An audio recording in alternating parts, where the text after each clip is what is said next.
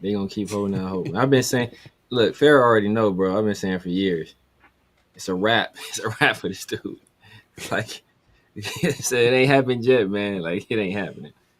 It's not Bro, happening. if it's not happening in Pittsburgh, it's not happening anywhere, bro. Like anywhere. Was he struggling? Justin Fields struggling? Yeah, they've been saying that in camp he's been looking terrible, and then like he dislocated his toe too, so like now he's hurt. So it's just like it's over, bro. It's over before he even got off the tracks, bro. It's crazy. Didn't they like bring out the card for him? That's where I said I retweeted that. I said it was a toe injury. People like, man, severe. Why you trying to rag on Justin Fields? I'm like, nah, literally, like he hurt his toe. So and it was like somebody stepped on his foot. It wasn't like no crazy injury. Like somebody stepped on his foot. Like, bro. Yeah, man. Hey, we'll have plenty to talk about today, man. Whew, man. Don't forget to clock in. Hit that like button, subscribe, and hit that notification bell. Here we go. Great Pharaoh. The gift of Troy is a fabulous fabric from the land of the 5 rivers.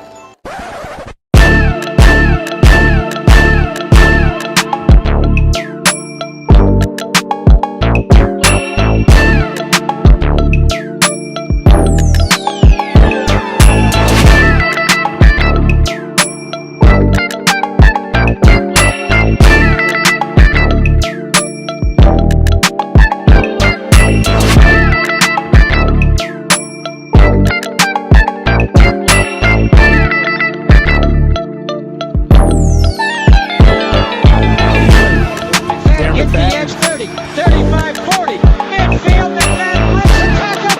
He's gone! 10, 5, touchdown! Raiders! 2 years ago, when we came to Los Angeles, I really believed that the greatness of the Raiders would be in its future.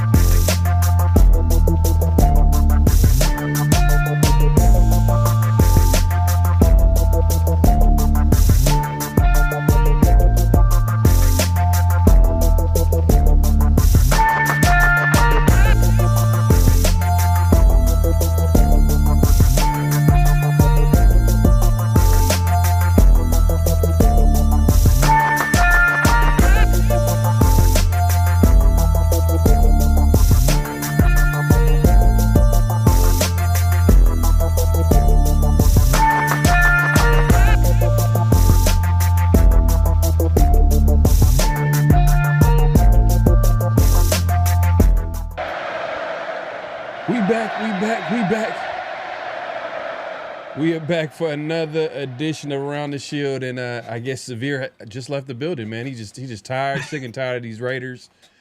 It is a preseason game, but we'll have plenty to talk about. But we got a special guest in the building. My guy Mint Beast is back again. He is back to chop it up, man, about these Raiders, man. These Raiders just are currently playing the Seahawks in a preseason game. And it's just a preseason game, especially the first one, but the starters actually were out there, so we were able to see them kind of go out there and compete. And man, I don't know, man. It didn't really look too good. It didn't look too good, man. I mean, bro. Yeah, man. We appreciate everybody coming through. Make sure to clock in, hit that like button, hit that subscribe button, hit that notification bell. Hold on 1 second. Got to get our guy back in. Yeah. I know, man. Kevin's like, what the hell was that, man? I know. It's tough. It's tough, man. I think what it was is that we kind of seen a glimpse of the Raiders defensive line and offensive line, all starters in, and they're going against the Seahawks backups, and they weren't even. It wasn't even like I felt like they got dominated on both sides. To be honest with you, like it wasn't even like a competition. I mean, they played what? I mean, how many series did they play? Like two or three series? They played like 2 series. Cam Miller's balling out right now, by the way. But yeah, they played 2 series. I feel like Geno looked fine, but like it's hard to tell when an offense doesn't have any rhythm, to show for itself. Like we couldn't establish the run game, so automatically it's like we're not going to show anything like as far as like our passing concepts go. So it's hard to evaluate where we're at. But I definitely feel you, Kevin. Like it's not good when you see your offensive line getting pushed around like that. I feel like the offensive tackles were getting beat around the edge a lot too, both of them. Yeah. And even DJ Glaze, when he was in with the second team, when he was in with Aiden O'Connell, I was like, damn, dude, he's just matadoring these folks. But yeah, it's not what you want to see for sure. Yeah, and when you get beat on both sides, you can't really evaluate like everybody else. Like I wanted to see Jeanty, you know what I mean, and see. Yeah, I feel you, Coach. And we said it too. We said on the low end, we said 7 wins, but then I'm like, here goes Severe. All right, we back. All right, but on the low end, I said 7 wins. We were messaging each other back and forth, and you were like, you don't even know about that. Just seeing how bad it was this first preseason game. Now it is overreaction. I'm just gonna let you all know, like this show is gonna be all about overreactions, but we're not just gonna overreact without any evidence. We're gonna point to certain things and we're gonna tell you what we're concerned about. And I felt like the offensive line is one of the biggest concerns coming out of this game. I mean, Severe, what were your first thoughts when you when you pulled up and watched this game? Yeah, offensive line looked terrible, man. It couldn't open a hole. Obviously Geno looked clean. He was able to get the ball out there pretty quickly. He was basically victimized by some drops. So, he looked like he was the only person on offense that looked any good. Him, Michael Mayer, in terms of starters, it was him and Michael Mayer. Other than that, everybody looked pretty suspect. You could tell there's no chemistry on this offensive line. It's a whole bunch of shuffling, a whole bunch of people changing positions. They're not comfortable, and the trust isn't there.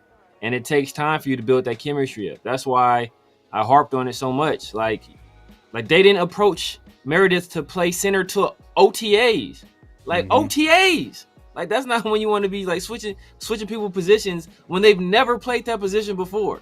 Like you don't okay, you know what? Hey, how about you playing? No, you don't do that out of nowhere. So they told Parham a long ass time ago, you're at left guard. This is where you're gonna be at. And JPJ was working under the assumption he's gonna be at center. And I'm sure Meredith was working on the assumption he's gonna be competing at one of the 2 guard spots, primarily at left guard with Parham. And now you see it. You see the chemistry isn't there, and not like they have a whole bunch of time to get this together. And it's not like they were playing starters. They were playing second string dudes. This was at one point, man, and bless his heart, bless my dog Kirk Morrison. He tried to cop a plea for the Raiders, Seattle, down the stretch, they're one of the better defenses. And Rich Gannon cut this motherfucker off quick, yo, They playing 2s and 3s, bro. They ain't play any starters. Like, don't be out here copying no pleas for this terrible performance, bro. It's trash. It's like, man, I don't even get. I don't even sorry. I'm gonna let y'all go. I mean, go. you know, Kurt Morrison, it's his first year. It's his first year out there. You know what I mean? So he's not trying to. He's trying to keep it positive or whatever. But yeah, I mean, it's for the people who say, oh, it's just a preseason game. Oh, there are times where the Raiders went undefeated. This is not about winning the game. Preseason is not really about winning the games. It's about the quality of play. And when we see the starters out there and we see play, especially when they compete against the 2s, like you just said, right? The 2s and the 3s or whatever you want to call it, they didn't look good. It didn't look like it was any type of competition. They weren't even, it just felt like, you know, before we went on, it's almost like they forgot to show up. Like, you know, they got dominated. It felt like the more physical team was Seattle right off the bat. You know, man, and it's like, and I wanted to see Jeanty. You know what I mean? I wanted to see some of these skill position players, but this is the thing, though. That's why you got to build teams from the trenches, because it don't matter what type of skill positions you have. Like, you're not going to be able to see those players really excelling unless you have the good O lines or the good D lines or whatever the case may be. Because I'm not gonna lie, I can you really evaluate Jeanty from the carries that he got? Did you? 4-4, man. People told me ran a 4-4. It doesn't matter how fast you are if no one's blocking you. But it matters how quick you get to the hole. It didn't look like did he look explosive on either of his carries? Did it look like he touched the ball and he was explosive? I didn't see a guy that's explosive, and I also didn't see a guy that and that's after the second carry. The first carry, I think he got like, 3 yards or something like that. Then I think it was the second carry, he got hit in the backfield, and then there was another player there to hit him. And I leaned over to my boy and said, "This ain't Boise State no more. It ain't gonna be just one dude there where you gotta miss, or you ain't gonna be just easily breaking these tackles and making 3-4 dudes miss, and now you like got a free lane to run. Is this the NFL now? There was a Boise State running back that looked good out there. It just wasn't Ashton Jeanty. It was the guy who actually was a starter over Ashton Jeanty, and when he got hurt, came back and was a starter again when Ashton Jeanty was there, and that's George Helani. And that's why I told people about the year before. They could talk about everything that Ashton Jeanty was doing. I was like, bro, George Helani looked just as good as Ashton Jeanty the year before. I literally saw them play in I think it was the LA Bowl, whenever they played the Bruins in the bowl game the year before Ashton came out. And I was like, bro, George Helani looked like a dog too. So everybody keeps saying, oh, Boise State ain't got no offensive line, and he was like, bro, I literally just saw this dude look explosive and look good as hell the year before Ashton. He just didn't get the same number of carries because they were splitting time.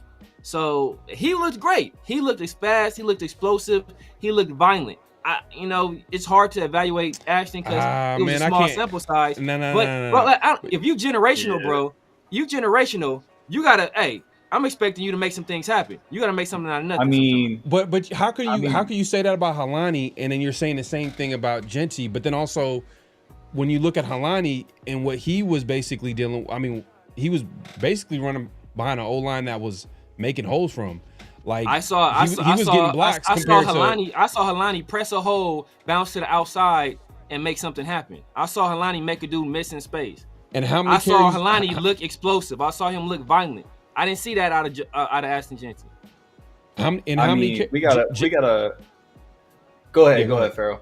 No, go ahead. No, I was gonna say, like, it's so hard to evaluate off 4 carries, right? He had like 4 touches tonight, and we're saying off top, the offensive line looked terrible. Like the interior, like when it's so hard to run the ball when the play's designed to go inside, and you have people in like the 3 gap, the 2 gap, and you're making a miss immediately. I mean, we saw that all last year. You know what I mean? So like, it doesn't matter how good of a running back you are. I mean, look at Saquon Barkley playing for the Giants. I'm more pissed off. It's like for those fans that are like, oh no, Ashton Jeanty is going to be our savior. You know what I mean? On offense, it's like, no, there's 5 other dudes that like need to work with him to make this work. And it's like the offense and defensive line got dominated on both sides. And of course, like a running back that's second, third string on Seattle is going to look good if we're not getting any any penetration on our side either. But like on every single play, that defensive line got penetration on our offensive line. So I'm not ready to jump off the Ashton Jeanty bridge this early. Yeah, I'm not ready to jump off the bridge, but I'm saying that I didn't see anything that he didn't look explosive. Even if you don't get a whole bunch of yardage, I need to see some explosion out of you. I need to see some violence out of you. I didn't see that. I saw that out of George. It took George Lonnie one carry for me to see like, oh, okay, this dude, he can play in the NFL. And to that point, right?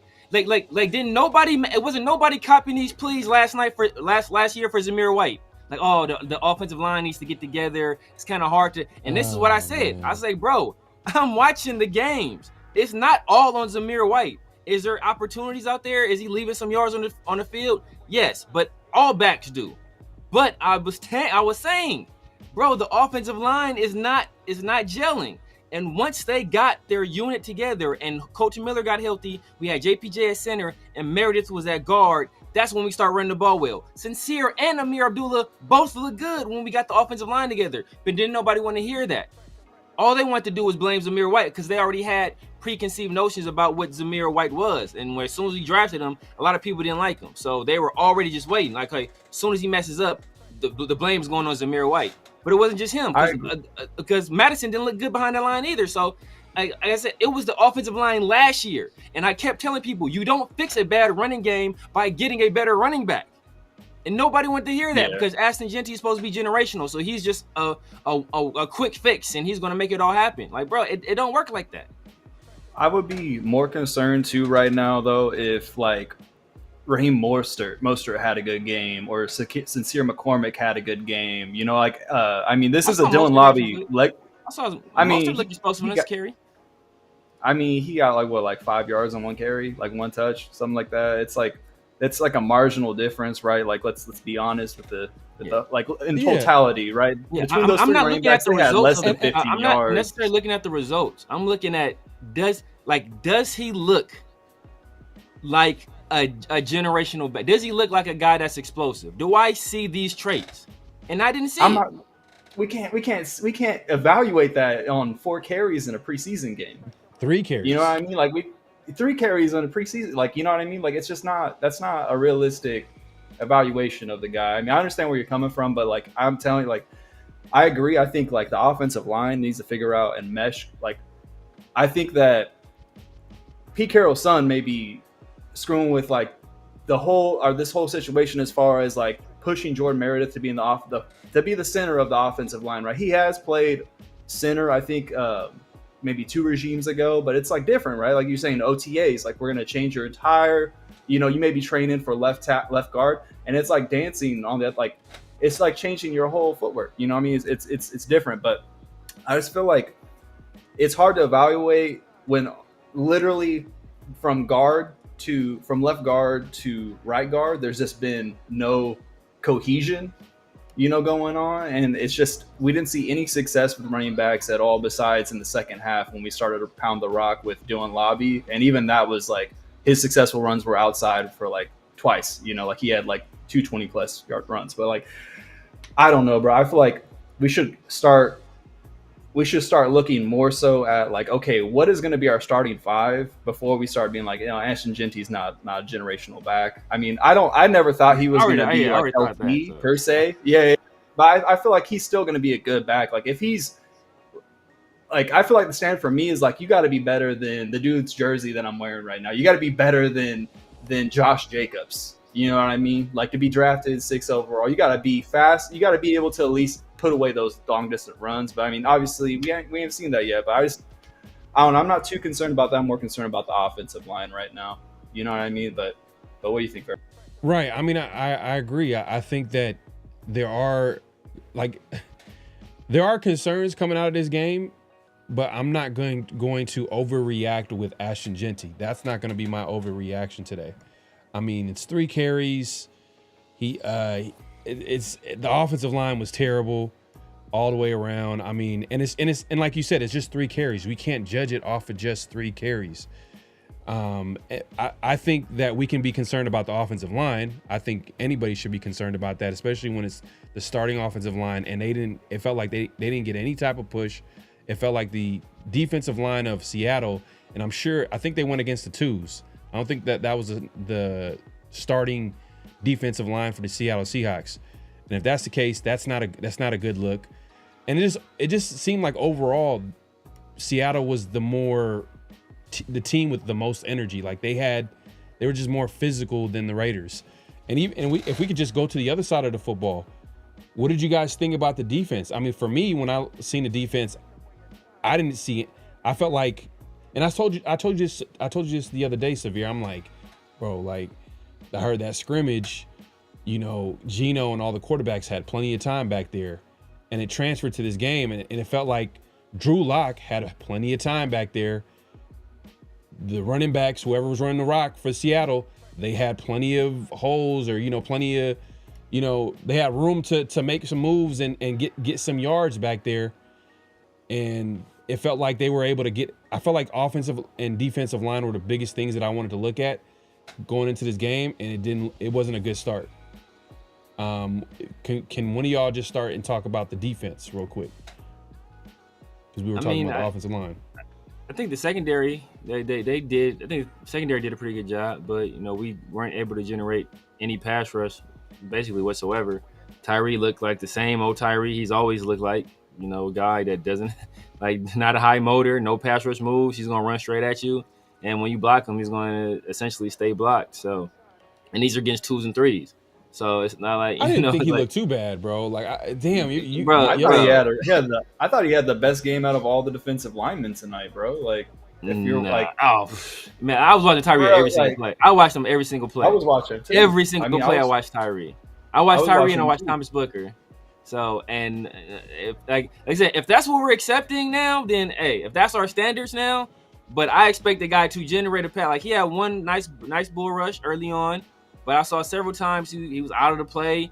He's getting blocked, staying blocked. He had the nice run stuff. I thought that was a good play. But Tyree's issue's never really been playing the run. He's been playing the run pretty well since he's been a pro. So it's all about generating the pass rush, and he can't do it. And he still hasn't shown a secondary move. Still has yet to show it. So it's like, and these are 2s and 3s.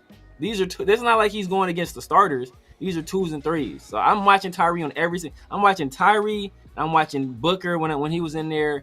And I was watching what our linebackers did. And our linebackers, they left a lot to be desired too. And I was hoping they would kind of be outside of Jamal Adams. Everybody else looked pretty suspect. So secondary, this first string secondary was actually that they pretty much they held their own in coverage. But there's only so much you can do when the guy sitting back there 3 or 4 seconds. Like, you can't expect guys to cover that long, even if they're 2s and 3s. I saw terrible tackling on the second level of the defense. Like, none of these linebackers, and I mean Devin White, bro, like he got whoop, whoop. Dude, in that whole he is just, it's like I don't know how you could be that fast, bro, and not break down. Like that's literally like day one technique shit like that. That's like linebacker 101, bro. You meet him in the hole, you break down, you make the tackle, and he just ran right past this man. But like, I don't know, tackling across the board was an issue. We didn't get any penetration. Defensive tackle is a big issue. I mean, that's been an issue for a while. I mean, we would get like the run of the mill people, right? Like for like last 3 years, we don't have someone that's a run stuffer. We don't have, like a one technique. You know what I mean? A nose tackle at all. It's supposed to be Lecky. He's hurt. Yeah, but I mean, bro, we'll see. Isn't he like 6'6"? He's like 6'6", like 6'5". Lecky Fotu? He's like he's like 6'4", 6'5", 340. So he's a huge guy. Yeah. Bro's gonna get moved though. Like the guys like that, if you're 350 pounds and you're 6'5", you ain't gonna get down. I mean, that's been his issue. I feel like that's been his issue. But like, it's just, I don't know. I gotta disagree with the Tyree Wilson slander, at least tonight. Like I was watching him too, and like honestly, across the entire line, it was interesting the technique of the defensive ends, because we had like a five man front, right? And I seen like zero leverage. It seemed like they were just lining up on a man and like just like engaging and going into like whatever hole the ball was coming to. I saw that from like Malcolm Kuntz. I saw that from from Max Crosby. I don't know if that's just like if that's what the philosophy is going to be moving forward. But it was strange to watch because no one could get off blocks. I mean, like it was weird. But like again, if you have your defensive ends going up field, right, and just getting ran up out of the play, the quarterback's going to step in the pocket and it's just going to be all day to throw. And that was happening. I don't see Max Crosby really even do anything either. And I'm not, yeah, bro. Like he was that's what I'm saying, bro. Like I thought that Tyree Wilson had one of the better showings. I mean, of course he didn't get any pressure, but no one really got any pressure tonight. You know what I mean? Like I thought that he did what he needed to do. He was playing inside too. He looked fine there, but like, I'm not going to say like, oh, I'm going to give you like a ribbon for playing tonight like that. I was like, okay, like I seen some improvements. You know what I mean? Like that's all I'm trying to say. But yeah, the linebackers are concerning. I like Zay Paul-Mao, of course. Like he played okay. I think the rookie cornerback he played well. But they didn't really try. Homeboy on the other side either. Stokes. And it's hard to evaluate them too because they're going against the second team, and then also when you're getting no push up front, that means the quarterbacks have all day to throw, and it's like I mean, unless you're getting beat right off the bat, then yeah, you could probably say like, oh, okay, it doesn't matter if they were getting pressure, he probably would have got the catch either way. But yeah, the defensive line, man, I don't know what's going on. And the thing is, it's not like we have brand new coaches back there. We got Rob Leonard, same defensive line coach that we've had the last few years. Patrick Graham. Do you think this is possibly, and I know, man, shout out to Martinez, he says, y'all know this is preseason. Yeah, and exactly. Now, and I started off by saying that this is going to be a lot of overreaction, but we're not going to be talking about who's winning and who's losing. We're going to look into the small details of things. Exactly. And that's what preseason is for. You know, it's not about, we won the game or anything. It's like you look at the technique that's been played. You look at, hey, you know what, has this guy developed here? Like how does his route running look? Like, you know, is he throwing an accurate ball? Is he able to make simple reads? Like how fast does a running back look? How does he look in pass pro? Or, you know, is he, you know, on choice routes? Is he making the right? Like you look at those things, you evaluate those things individually because those kinds of things are the things that translate to the regular season. Like I don't care if we lost the game. Like that's neither here nor there. That's why I say I'm not evaluating necessarily Ashton Jeanty on, okay, he got a 30-yard run. Like I'm saying, like how fast does he look on this play? Was there opportunity for a cutback, which I think there was in that first play? Did he see it? Did he get like, did he press the hole and, you know, hey, you know, make a linebacker jump into a different gap and then cut out? Like, is he doing these things? And the very first play, I want to say for sure he had a cutback line and he didn't take it. You know, the second play he looked slow, but you know that there was like a guy in his lap pretty quickly. Then the third, I don't recall the third carry. I think you got like a 3. Are you talking about? The cutback was the 3-yard gain, right? The first carry. It was 3-yard gain. Yes. Yeah. I know. Yeah. I forget what the third. But and then the second one was a guy hit him in the backfield. He had the spin move, and then he went to the other guy, right? Yeah. Right. And then the third one, I think the third one was off the right side too, if I recall correctly. But so that's what I'm looking at. I'm not looking at, okay, bam, he got 10 yards here, or bam, he got tackled in the backfield. If he's looking fast, like bam, he pressed, he got the ball, he's off like a rocket, and dude just, he hit him. Somebody was in his lap, like he just looked slow. And I don't know if it's a situation where he's like, you know, trying to get the ball and do his, you know, he's trying to be like my guy from Pittsburgh, whose name I forget. He's trying to be like Le'Veon Bell, and he's trying to walk to the line of scrimmage and like, you know, bro, like he's just ain't got no time for this today, bro. I need to see something because my main concern about him was his athleticism, you know, and like I want to see that, especially against second and third string guys. I want to see you be a superior athlete out there. I didn't see that. Same thing and that's what I'm worried about with Tyree as well. I want to see you be a superior athlete. I want to see you be better than a guy in front of you, not being able to get blocked by a tight end, right? I'm getting blocked by tight ends. Like I don't want. That's unacceptable. You're a massive human being. Like you shouldn't be able to get blocked single covered by a tight end. Like that's a non-starter. And then DCam, I don't think DCam looked that great either. You know, but he had and Torrey Horton was Torrey was cooking. He was Torrey getting Horton's a good cooked. player though. He was getting cooked. Torrey is a good player. Like I'm not like he's a good player. That's a guy I like coming out. But yeah, he was out there getting and he was cooking DCam and he was letting DCam know about it too. And for me, bro, you gotta at some point you gotta take that personally. Like you gotta take that personally. I saw DCam after one play, he gets somebody, he's like laughing and joking. I'm like, bro, this ain't the time for that, man. I need you to get mad. Like, dude is cooking you and talking to you, and you out here like yucking it up. Like, F all that, bro. Like, get your get back.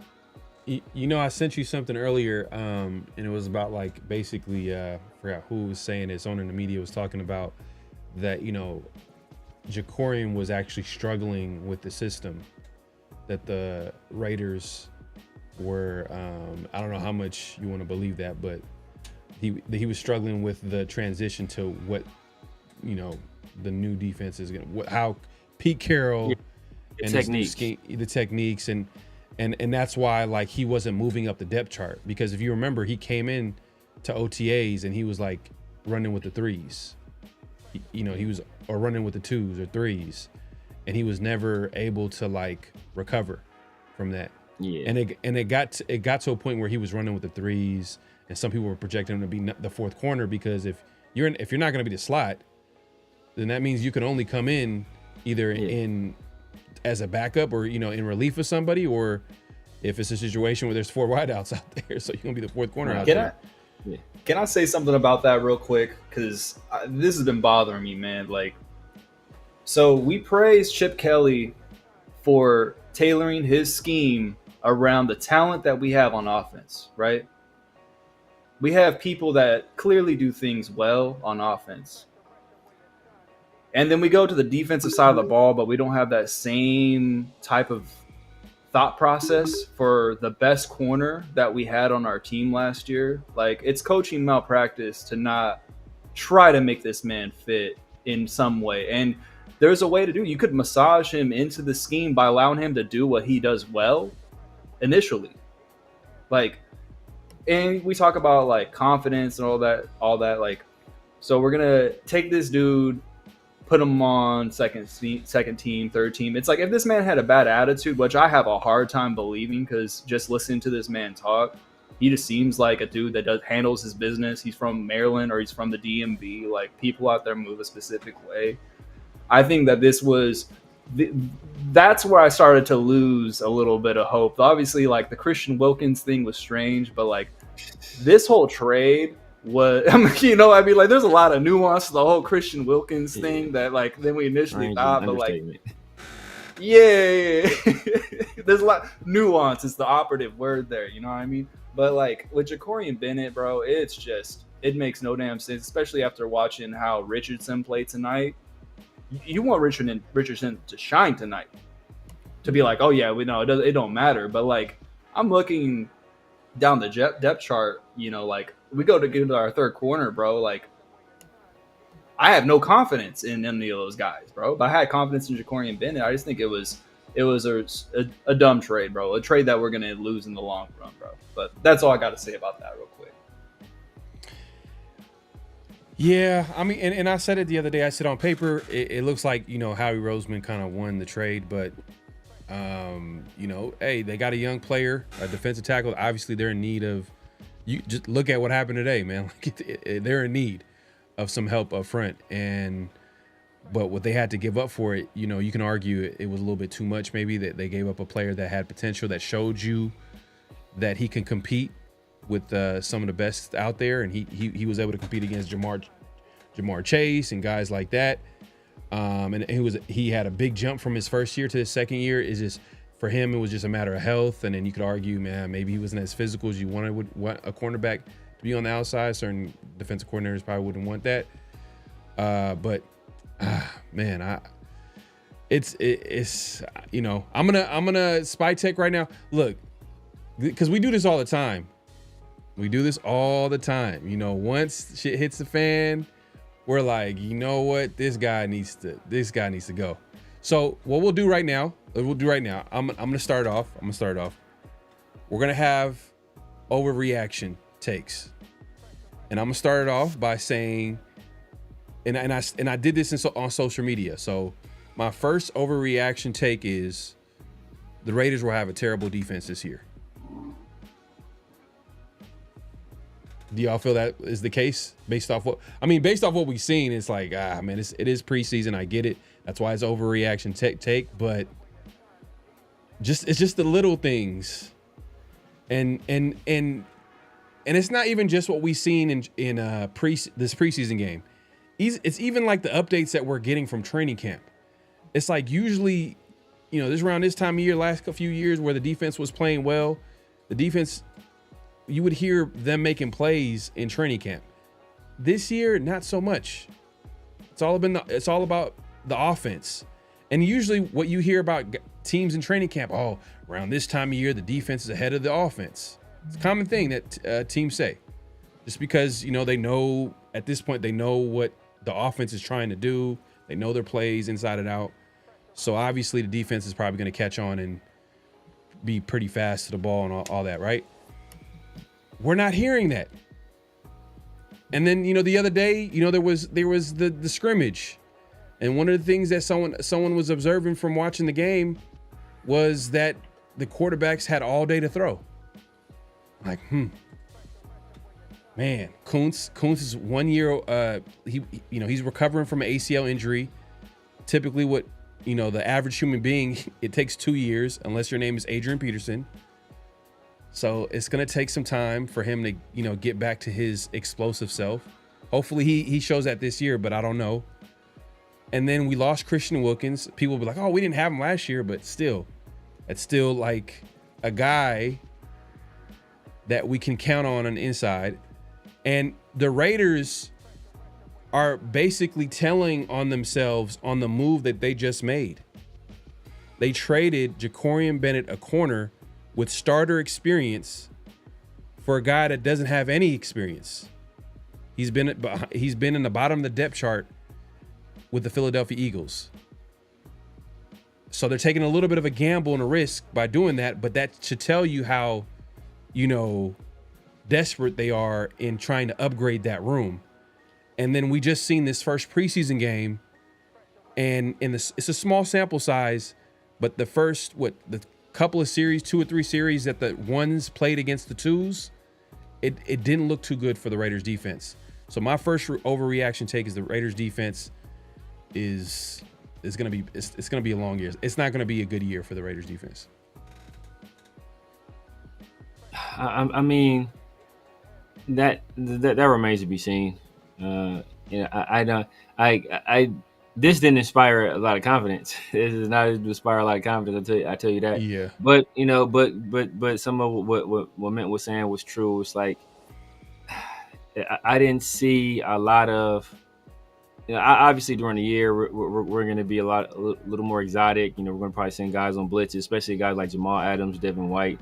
We're going to run some stunts. That's how Tyree got, I want to say, 2 or 3 of his sacks last year was off stunts with Adam Butler as the pig man. That's how Jonah Lualu, that's how he got his first career sack, was off a stunt with Adam Butler, and Adam Butler's a pig man.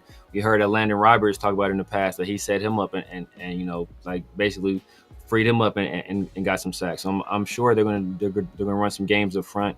This is not the time to do that. They're not gonna show that stuff now. So you would hope that we'd be able to generate some kind of pass rush without having to do that, especially when you're going against 2s and 3s.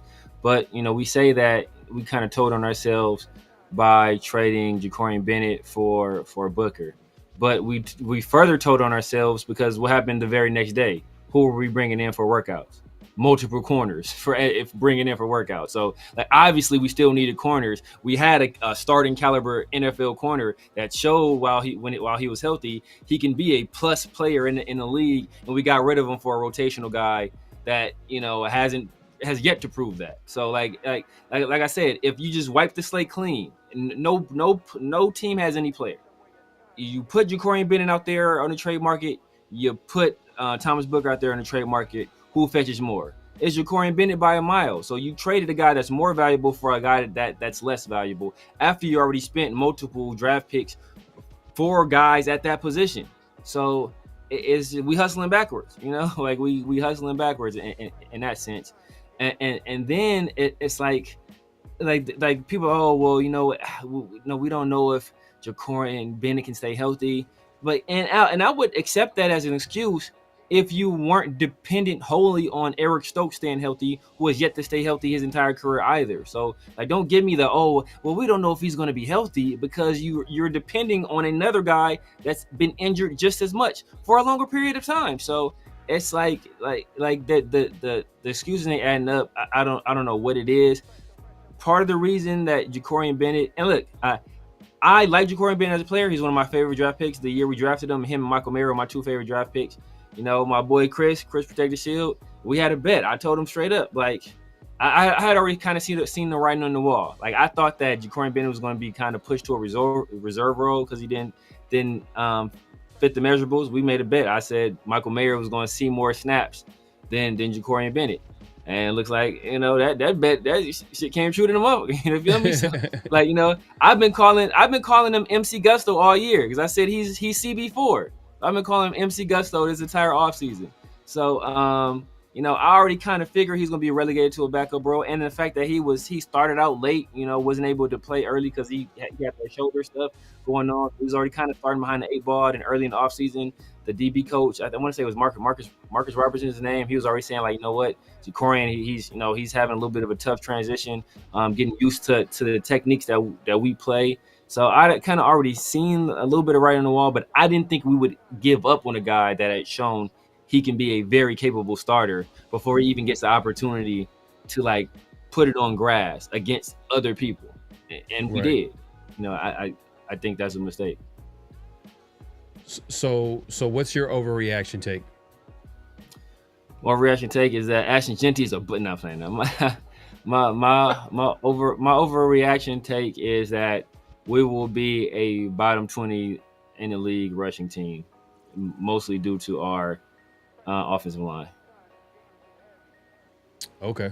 All right. I mean, I can't disagree with you right now based off what I just seen right now, just that first couple of series with the ones out there. But, you know, there's still time. I mean, and that's why it's called overreaction for everybody watching. Like, oh man, y'all, come on, it's just one preseason game. But we'll see how it shakes out, see how they respond next week, which is obviously going to be against the 49ers, a physical team. I think before even they play that game, they're going to have a joint practice, which should be good to see how the Raiders respond to that. But man, I can see that too as well. Like, man, it's just that's going to be ugly because that's going to affect everything. That entire offense is going to be. I mean, I don't know. Yeah, it's going to be tough. And like I said, that's why I'm not. I don't want to make wholesale judgments. That's why I'm looking at individual play and how guys look individually. You know, Meredith, and you can tell Meredith and JPJ look kind of lost. It's like they're not in sync because they're not used to playing at their positions. JPJ was a left guard and a center last year. Meredith was a left guard last year. I think they asked Meredith. I don't think he said he hadn't taken a snap at center since he was in college. It was like just a few snaps, like in the spring or something like that. So like he's not a guy that's played any center. So you're asking these guys to do completely new things. And I also think that Chip Kelly's gonna do Chip Kelly stuff. I think once we get actually into the season, like we didn't see any motion today at all. You didn't see like like a lot of stuff that I think he's going to do. You didn't see today, So like pin and pull is one of his favorite things to do. Like you really didn't see that kind. Like a lot of stuff that we're going to do, you didn't see any traps. Like we didn't see any of that stuff, and we're going to see that stuff during the regular season. So like I don't want to super overreact, but based on this game, if I had to have a overreaction, it's like we're gonna suck running the ball. You know what's interesting too is like and I agree with this too, man. And Ted Nguyen had a post. He said investing in an elite O-line coach is one of the best things you could do. And I agree 100. I agree 100%, man. Like it's just too big part. It's like a big part of the game. Like you cannot mess up that hire. And you just think about who they hired. It's the Raiders didn't take it serious. Like, come on, like why are you hiring your son? Hire your son to be like something else. Like, come on, bro. I said this at the time. You had Chip Kelly, who with his first opportunity in the pros, who did he hire? Jeff Stoutland, who is one of the best offensive line coaches of all time.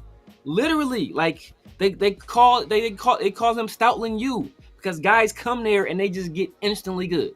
Like, that's how good of an O-line coach he is. Like, everybody around the league sings his praises for what he's able to do as an O-line coach. That's who that's how long he's been there. He is such a good offensive line coach that through every single change of coaching change that's happened in Philly, he's been there and he's still there. So instead of letting the guy who hired that guy hire the new guy, we're forced to let his son coach the offensive line.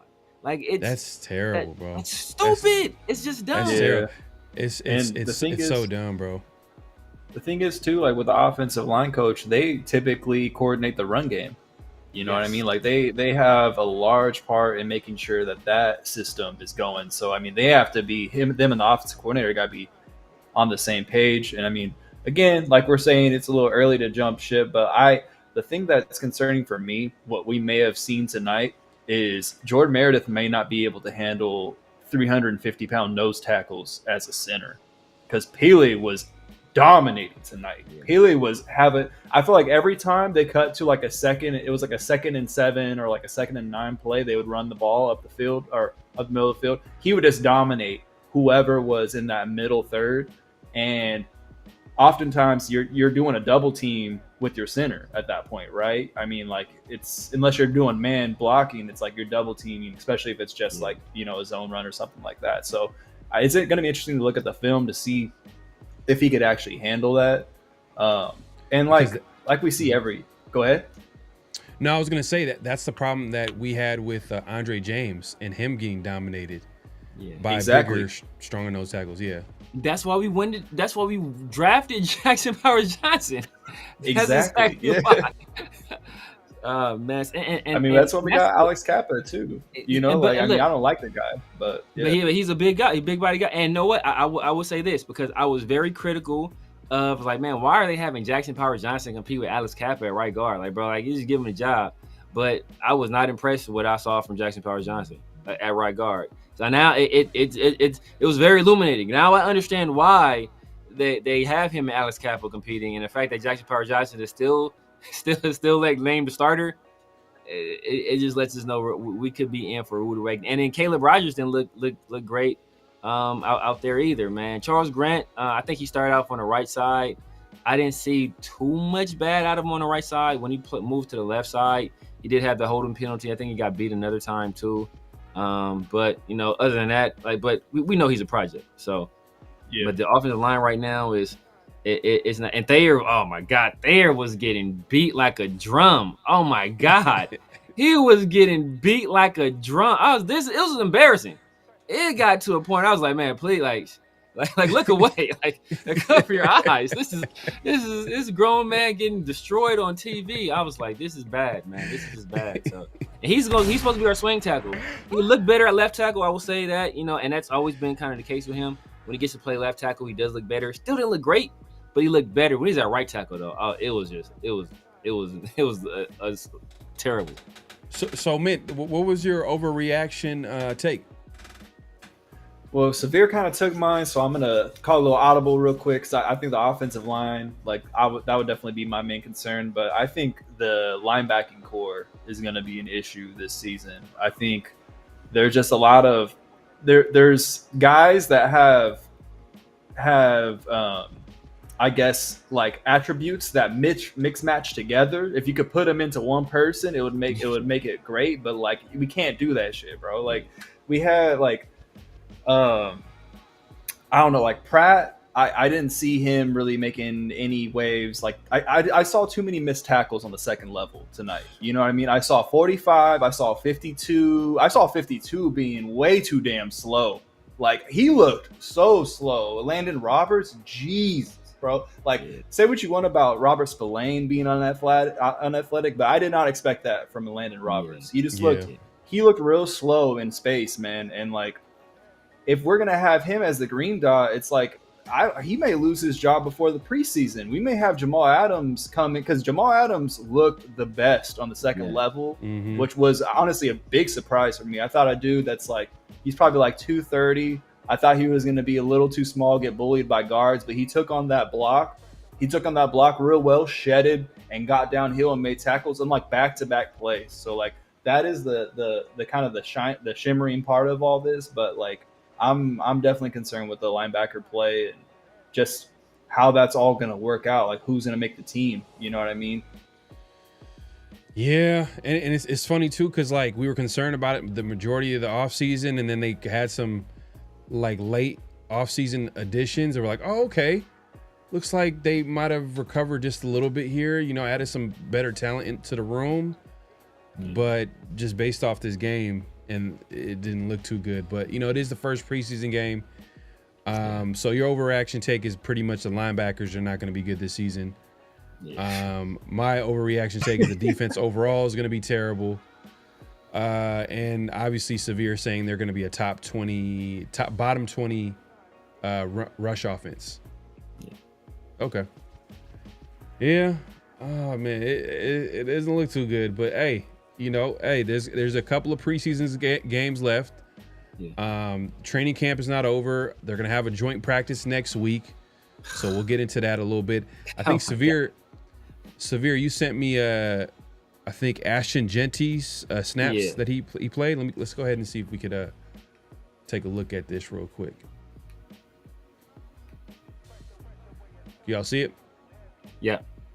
All right, let's go. Let me go ahead and all right, here's his first carry right here. Massive cutback lane miss. Yeah, that left for sure. He takes that upfield. Yeah. Let's take a look at it.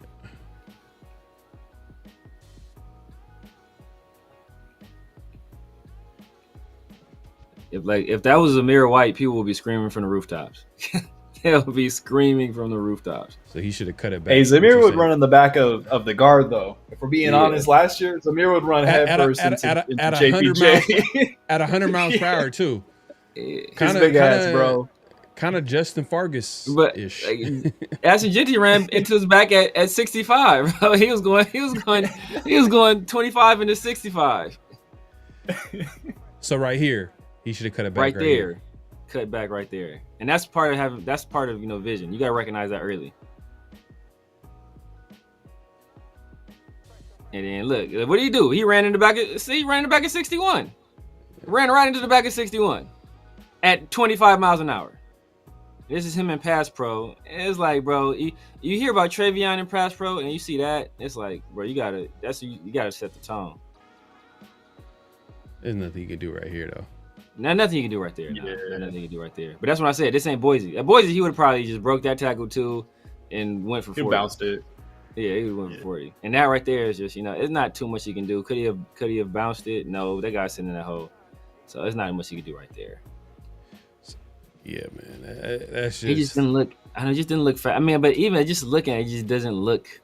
You know, you can recognize the guy's twitchy, guy's fast, explosive. It didn't look like that. I feel like even when he ran at Boise State, especially until we got to the second level, I feel like he had to burst through the hole a little bit.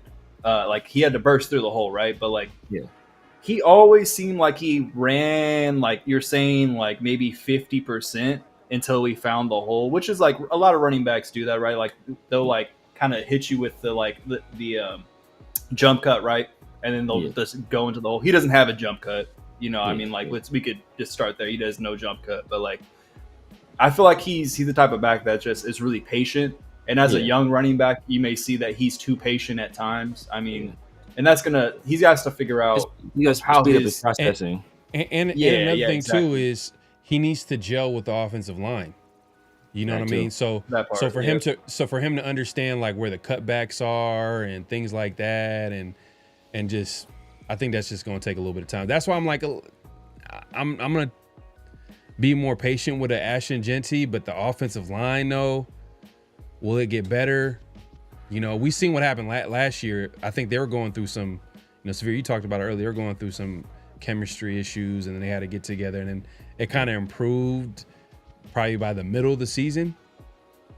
You know what I mean? Like it was well into the season where I was like, oh, okay, it looks like its offensive line looks a little bit better than what it looked like. The last third of the season. Like once Colton Miller got healthy, we had JPJ at center and Meredith at guard.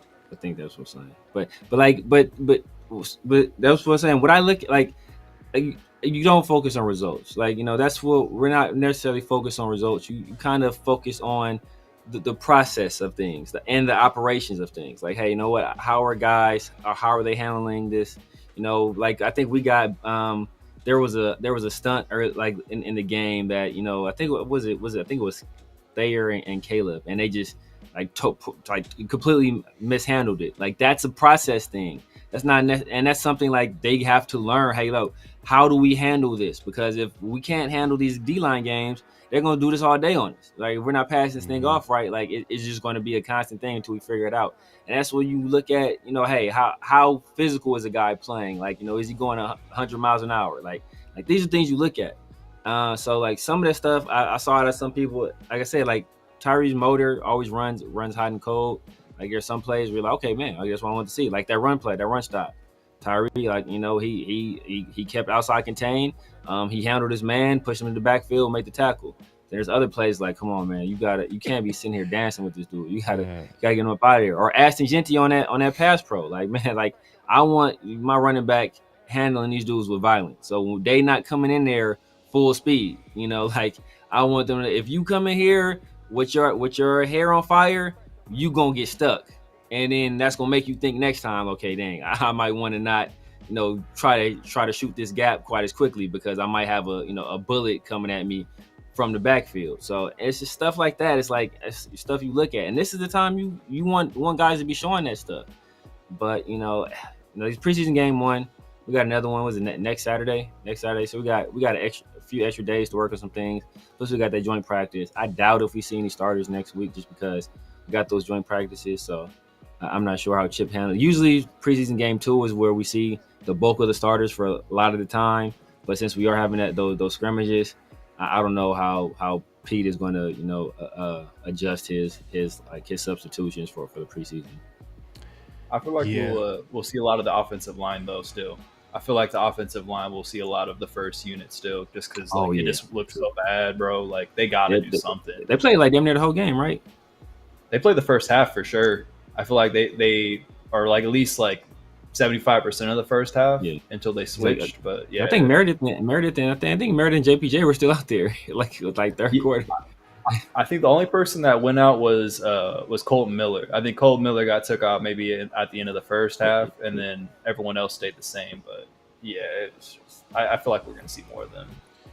Man, I think this is going to be something that we're going to be talking about all year, like you guys alluded to, like as far as the offensive line. You said run game. Obviously, you were talking about the offensive line as well. It's like, man, like, are they? Because right now, offensive line coach is Brendan Carroll. It's Pete Carroll's son. If the entire year it's terrible, like, are they just gonna blame it on the talent on the offensive line? Like, are they just gonna blame Colton Miller and JPJ and everybody on the offensive line for it being terrible? Or are they gonna blame Jeanty? You know what I mean? Are they gonna blame the players? Because usually that's what happens when you make changes, or they usually have a scapegoat. Like someone is gonna be there's gonna have to be some type of adjustment, whether it's coaching, whether it's players, quarterback gets replaced, offensive coordinator gets let go, O-line, linebacker coach. I'm just saying, bro. We know who it's not gonna be. Like when they're having their exit interviews, like Pete Carroll gonna be like, yeah, Brendan Carroll, like, I'm sorry, brother, pack your bags. Like I said before, like, man, it's gonna have to it's gonna have to be a controversy. That's the only way they can get out of it. Like, oh man, like you gonna have to get he gonna have to get a DUI. He gonna have to do something. So Raiders, like, sorry, Brendan, it was nice, appreciate you, but we gotta go in a different direction. So I don't know if Pete was willing to fire him. Like, bro's about to bring in Tom Cable again, bro. Because after he left the Raiders, he was in Seattle for years, dog. Yes. About to bring in Uncle Tom real quick, bro. Like, I don't know. And Tom, you know, if you talk to a lot of Seahawks fans, they hated Tom Cable for years. Like Raiders fans too. Because Tom Cable would do. With Tom Cable, what I used to hate about Tom Cable, he would have like weird projects where he would just turn a Brandon Parker, a left tackle into like a center or something like that, or just like, and then it'll take years for that guy to develop. Or turn a guard into a, and they play one that's never played center before into a man. We already started. He's learned from the best. Hey, Brandon Cable's learned from the best. Man. Learned to be the best. He went to a Tom Cable coaching clinic this offseason. It's like, oh, that's convert players to different positions. And going back to what you were saying about Meredith, he struggled today. You felt like that center spot looked like he got overpowered. But if they're trying to figure out the best five. If they're trying to figure out the best five, then does this sound like from a talent perspective and just the size of the offensive line that you would want out there, it should be JPJ at center, Alex Kappa at right guard, left guard. Dylan Parham is at what? Didn't we check his weight on Raiders.com? It was like over 300 pounds. Yeah, you know what I mean. So, Meredith seems like the odd man out if you're looking at it from a size perspective. Yeah, I feel like that, like from a size perspective, if he can't handle, the power of a nose tackle, or be able to efficiently hand off stunts, then like we gotta slide JPJ at center and then try Alex Kappa at guard. I would try that first, and then I would try Meredith. You know what I mean? Because I feel like Dylan Parham. I feel like he has talent. He had strength issues, obviously against Chris Jones last year, right? I feel like Chris Jones is like he'll play well against anyone else, and then he'll face like a Chris Jones type of player, which obviously it's a league. You want to be able to block everyone, right? Mm-hmm. Yeah, he's one of the best, but I feel like with his weight, I want to see how he moves in this offense. That's why I really want to see the pin pull concepts because that was one of the things that's why they thought he was going to be a center, right? Because he was really agile, was smart, a little bit undersized, but like with that weight, let's see if he can move. So I would still want to see him at left guard. With the tape, we'll see, but like I would first start looking at the Meredith JPJ situation and work from there. Because also you have DJ Glaze in his second year. You know what I mean? Like he's gonna be talking to either JPJ, Alex Kappa, or if Jordan Meredith is thrown over there, he's gonna be talking to him too. So that must be really tough for him as well, because he looked like trash today too. And I don't think that's gonna be indicative of his season, but it's just I think mentally, I think they're in their head. I think the coaches are in JPJ's head. Like he seems like a head case, low key, right? Like. He seems like like he has to have his confidence high to play well. You know what I mean? Because the entire off season, he was just talking to players on social media like, "Hey, man, like he was a starting center. Like he was introducing himself as a starting center." And he had that story on Max Crosby's pod where he was saying that he went to Antonio Pierce, and there's like no way you're gonna play this guy off the street to play center because Andre James was hurt at the time. Like, I'm a center. I won, Remington Award. Yada yada yada. I'm gonna play this respectfully. I'm gonna be playing this week, no matter what, at center. And I don't know, maybe, and some people kind of like, are speculating like maybe that's what that kind of rubbed the coaches the wrong way on the staff. I'm like, who are you to think that you can call your shot like that? Like, it's all about competition here, and he's a second-year player. But I'm like, you know what? Hey, look, if he's if he could play the center spot, like I don't understand like what the problem is. And they're it's like they're going out their way to make it work with Meredith, but Meredith is making like I think it's just causing more problems than it's helping. Yeah. It feels like if and I don't know, it's speculation. I know that, but I know there were like some rumblings, like I'm not sure where they started, where like it was how we don't appreciate Jackson Powers Johnson saying he was starting center. Like if that's the kind of games they're playing, bro, like that's the kind of stuff that like if Josh McDaniels did, the fan base would be apoplectic over. Like, why are you playing games with our best center? Like, and understand, like, in terms of being a head coach, Josh McDaniels is nowhere near Not even in the same galaxy as Pete Carroll, but you still gotta like the behaviors is a behaviors, man. And if you're doing like dumb stuff like this, like messing with a guy's head because he has the confidence to say I'm gonna start, even if he's saying he's starting center because he feels that I'm gonna go out and compete and I'm gonna win the job. And then also it's like if he is in that competition and he was the better center, as I said before, bro, if you tell me we're all in a competition and if I beat the guy I'm competing with, it's my job.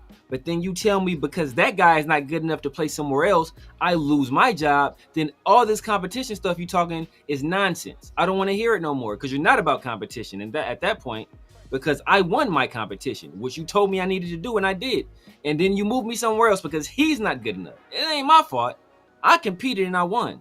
So that'll mess with somebody right there too, especially when they've been expecting to be at this particular spot. They've been preparing all off season to be at this particular spot. Flew down to Florida to work with the potential starter at quarterback. Well, the presumed starter at quarterback, and Geno Smith, to get that extra work in, and then do all that and to be told, hey, you know what? Because this guy can't play here, then you can't play at your normal spot. That can affect a guy, especially we know like sports is mental. Like as much as it is physical, there's a tremendous mental aspect of sports. And as Mint said before, confidence plays a huge factor. And when you start messing with a guy in this manner, it can mess with their confidence, and that will manifest itself on the football field. Yeah, man. I just hope that they can figure it out because it feels like JPJ needs to go back to center.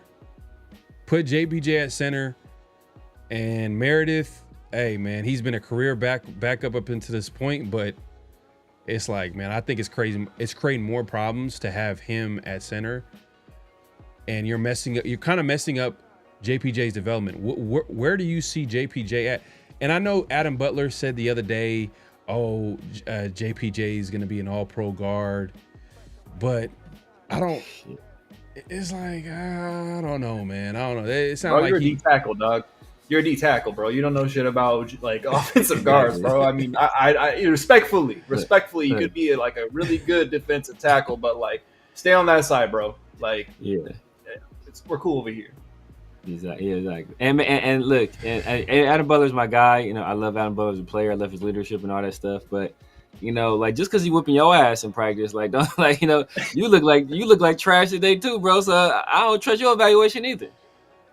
Yeah, it didn't look good. And that's the thing too.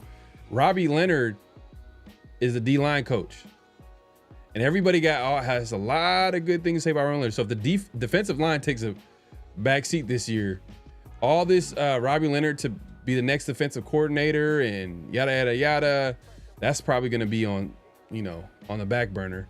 Yeah. Same thing with Patrick Graham. I mean, Patrick Graham, if he can coach up a good defense with this unit this year, bro, he has to be a head coach next year. He has to. Yeah. You got to, bro. Like, especially with the talent he's been with. It's not like he's working with like elite level talent. Exactly. And it's not like you have to have elite level talent in every area, but like he has Max Crosby and then everybody else is kind of like average to below average, for being honest. But it is what it is, man. Make sure to clock in, hit that like button, hit that subscribe button, hit that notification bell. My man Fudd says Cam Miller was on that North Dakota shit. Hey, Cam, man, the Raiders end up tying the game. Yeah. He was cooking, bro. Yeah. I was watching.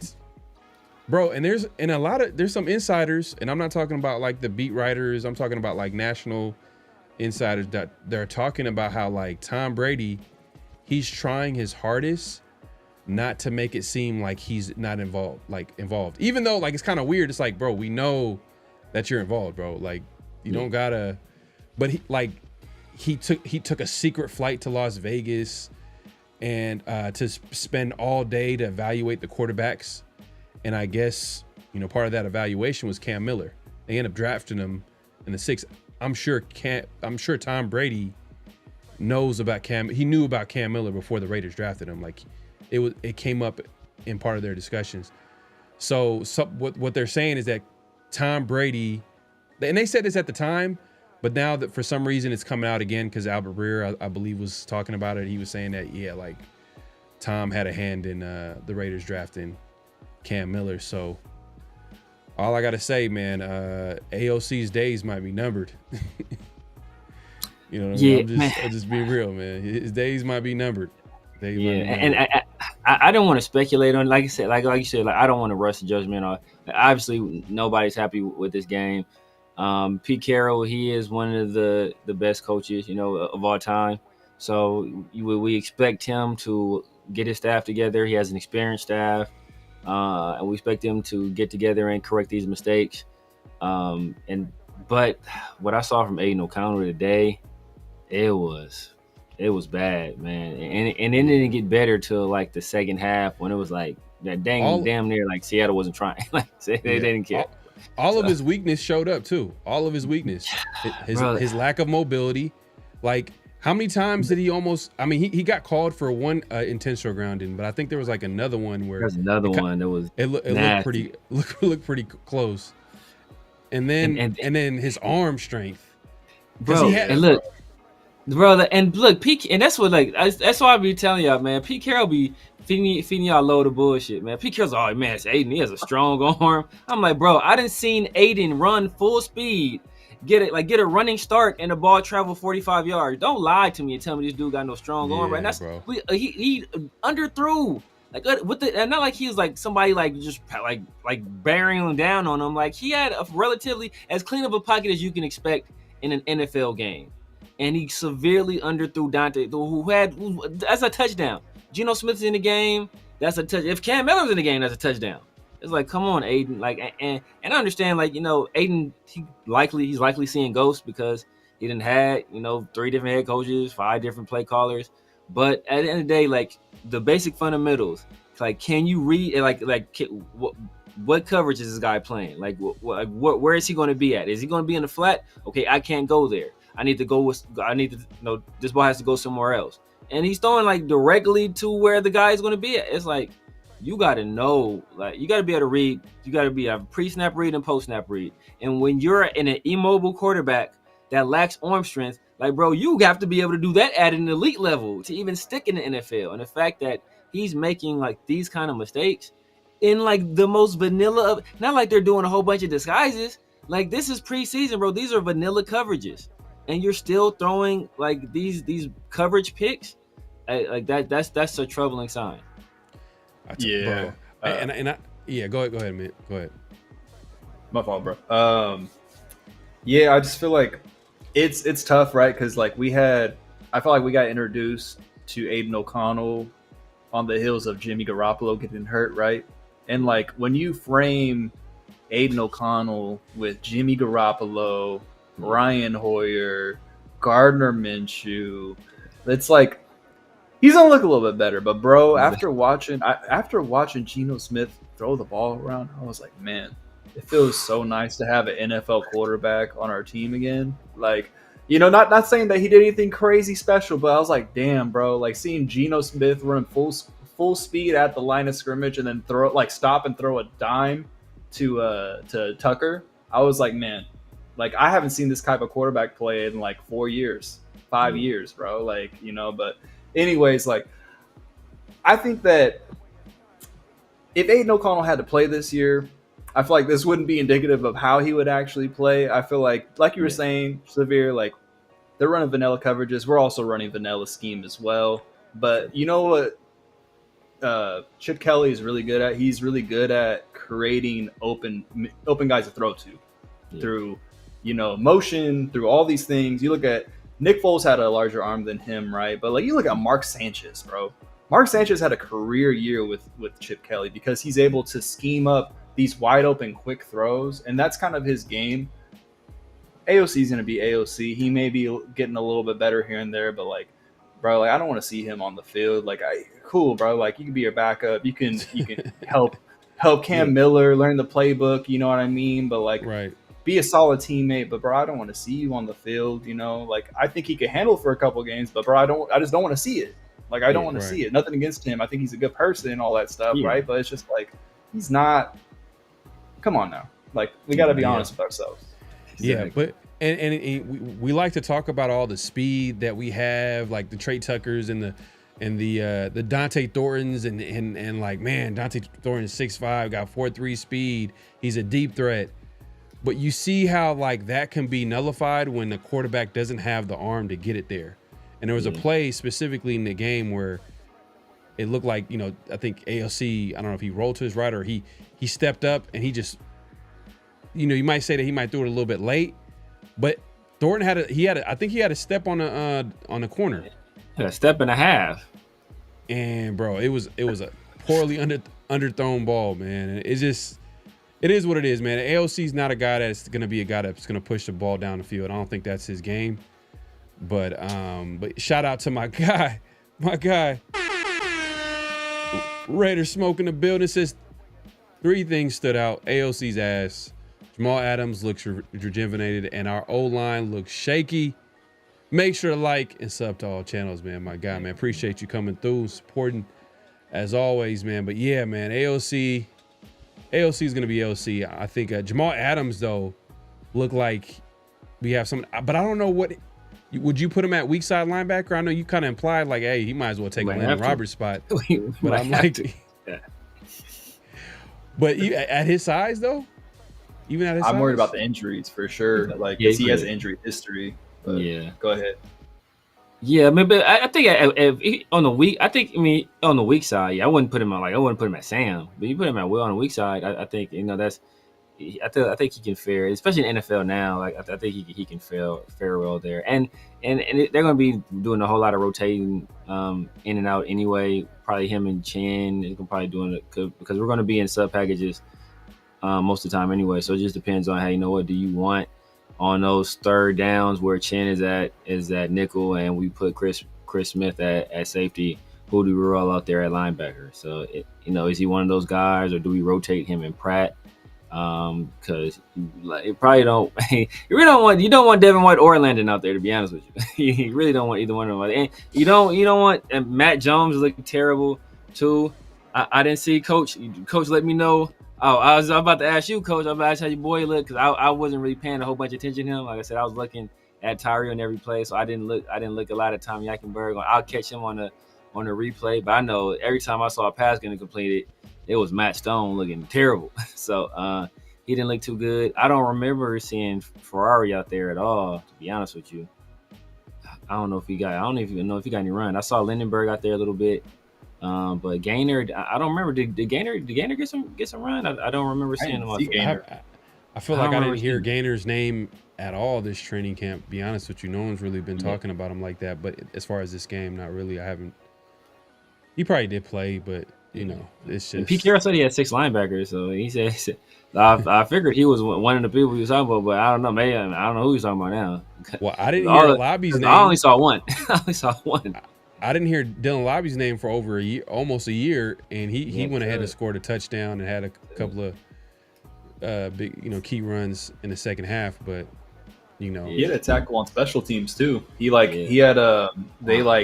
the ball. That are actually a really good play. They kicked the ball. They squibbed the ball right up the middle on the kickoff, and it went through the guy's leg. It landed on the 5-yard line. Dude picked it up, and we tackled him at the 7. But Dylan Lobby made the play. I was like, okay, that's how is Sincere McCormick? Yeah, is Sincere McCormick or Raheem Mostert gonna be someone that's on the bubble? But I wanted to ask y'all, out of the 4 linebackers that we're kind of talking about, we have Jamal Adams, we have Pratt, we have Landon Roberts, and we have Devin White. If we have to cut to, who are you cutting? Because I don't think all of them make the team.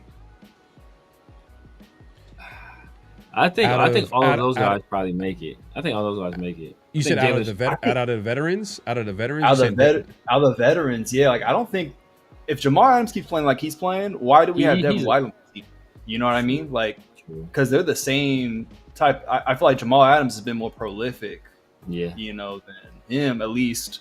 So I can see him getting cut. But if Pratt isn't, I don't know, bro. There's a reason why the Bengals cut him too. You know what I mean? I don't know, but well, I mean, they paid all that. Paid all that money too. They paid all that money. So that's true. Yeah, it was just part of doing business in the NFL. Some guys got to get cut. Man, well, Jalen Smith is for sure getting cut. Oh, he's well, but look, I don't. At this point, I don't know, man. As bad as these dudes look, I don't I'm know. just- I would assume he would get cut, but it'd be surprises every year. Yeah, I don't know. It'd be Man. surprises every year. Yeah, because I would assume Jalen Smith getting cut. I would assume either Lindenberg or Eichenberg get cut. One of the two getting cut. Matt Stone up out of here. Gainer looks like he's out. He may be out of here too. Somebody said he played in the fourth, so Okay. I don't know. It's okay outside, yeah. So right. yeah. So if he's only playing in the fourth, because I feel like Lindenberg and Stone played a bunch. I don't even remember Tommy playing a whole bunch. Like I think he's a different number now. I think he's 44 now. So like I don't remember him playing a whole bunch. So I don't know. I know touchdown Tommy made that bad mistake on special teams. Mm-hmm. They had Zamir. I think to start off the game, he was the kick returner. Hey, he had a nice return too. Yeah, that was interesting. Yeah. So I don't know if that's like a sign of him maybe creating a role for himself on the team outside of being a backup running back. Yeah, I think he was on the punt unit too. I think he was one of the upbacks. Okay.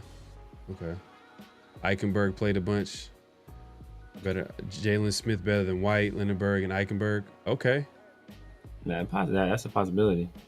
I know for sure he's better than Lindenberg and Eichenberg, but he's also old. So Yeah, bro got a whole brand new knee. yeah. He's a.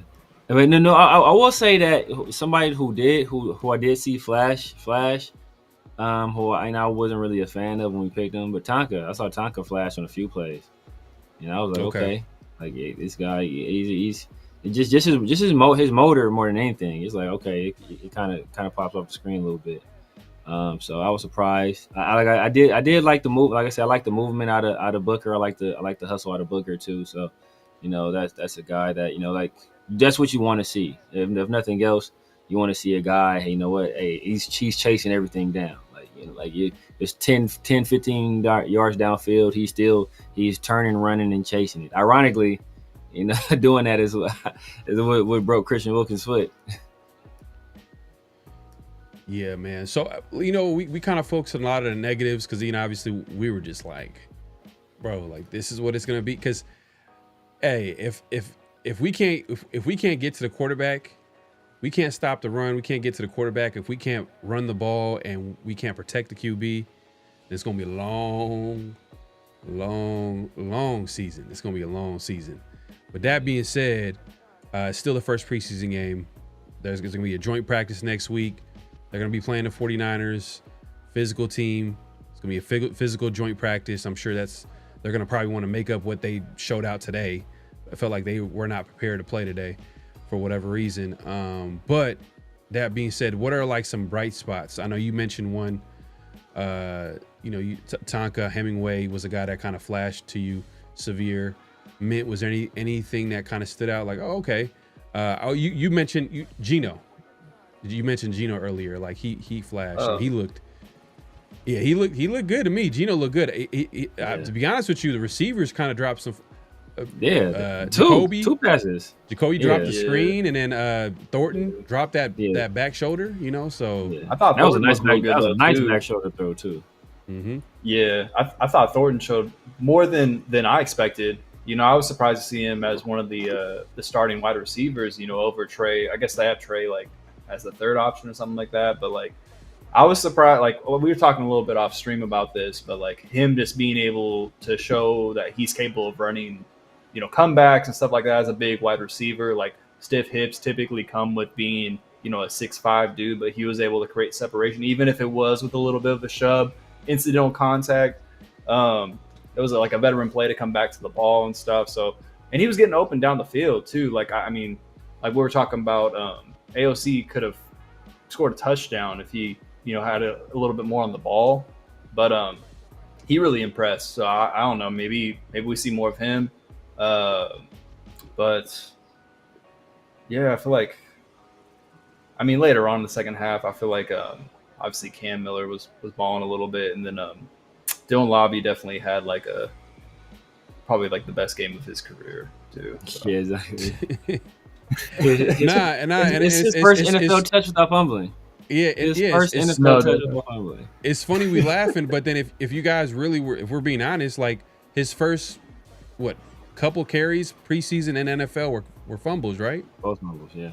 Both fumbles. So, and before that, there was a lot of hype around Dylan Lobby killing it in training camp and OTAs, and all these beat writers saying like, "Hey, Dylan Lobby is gonna be a guy to keep an eye on," and yada yada, and then it just turned into like. Once the lights came on and game day put on the jersey, he became a whole different player. Yeah. But one of the things we did say last year was that, like, hey, you know what? Why aren't they getting Dylan Lobby like more involved in the pass game, and how they score his touchdown on the pass? So like, we were saying that last year, like, bro, like, hey, why are you just trying to hand this guy the ball off? Like, one of his best traits is as a pass catcher, like. Let him get some let him get his feet wet doing this. Like, he's real comfortable doing that. You know, get him the ball in space. Let him get a feel for a tackle, get, you know, a feel for what an NFL hit feels like. And then maybe you start trying to mix it in a run game. But, you know, that they chose to go the opposite direction. But go ahead. I know you were about to say something, man. No, I just want to say real quick before I forget, though, Alex Bachman was balling out a little bit too before he got hurt. He was actually, I was surprised because everyone was talking about Alex Bachman in training camp and stuff, and I was like, okay, for sure. How much could he really be doing in training camp? But he was one of the only dudes getting open out there when the second unit was in there. But yeah, it's obviously unfortunate to see him go down. I think he had like a non-contact injury, so hopefully he's good. But it's tough to be a bubble. Oh, he got hurt. I even he had it. Yeah. I mean, and obviously as a bubble player, you know, in the league, it's always difficult to see that stuff. You don't want to see that even to anyone. But, yeah. Damn, and he was a name that I was hearing a lot in training camp too, making plays. So for him to do it in the game, it just like it translated.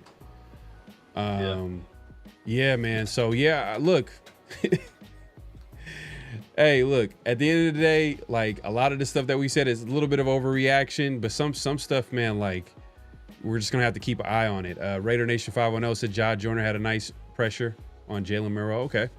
Jod Joyner is an undrafted free agent, I believe that we picked up, so yeah, that's good. But, man, I'm just concerned about the guys that's going to start, that's going to be contributing. That's penciled in to be starters. If they suck, then the Raiders are going to suck. This just can be real. Like, the guys that they feel like are starters, if they don't play well, then the Raiders don't play well.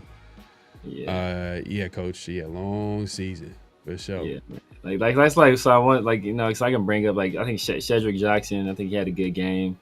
Kadira Ishmael, he kind of impressed me. You know, I didn't know he was Rocket's like nephew or something like that. Like, that would be dope if he's able to, like, be in a practice squad or something like that. Be you know. Former Raider Raheed Ishmael, so that would be sick. But I think Justin Shorter had a few nice grabs. Yeah, man, Turf been cooking. We've been cooking, man. Cooking. So, you know, like I said, like, did I like what I seen? No. Am I ready to say it's the end of the world? Yes, I am. No, it's not the end of the world shit. But, you know, I do need to see some massive improvement. Like I said, I don't care win, lose, or tie. I don't give a damn about that. It's preseason, but I just do need to see better execution. I need to see more out of Ashton Jeanty. I need to see, you know, more out of Aiden O'Connell. If you're going to be our backup, if you're one play away from being our potential starter, like, I need to see you execute at a higher level, especially when you're, you know, against second and third string guys.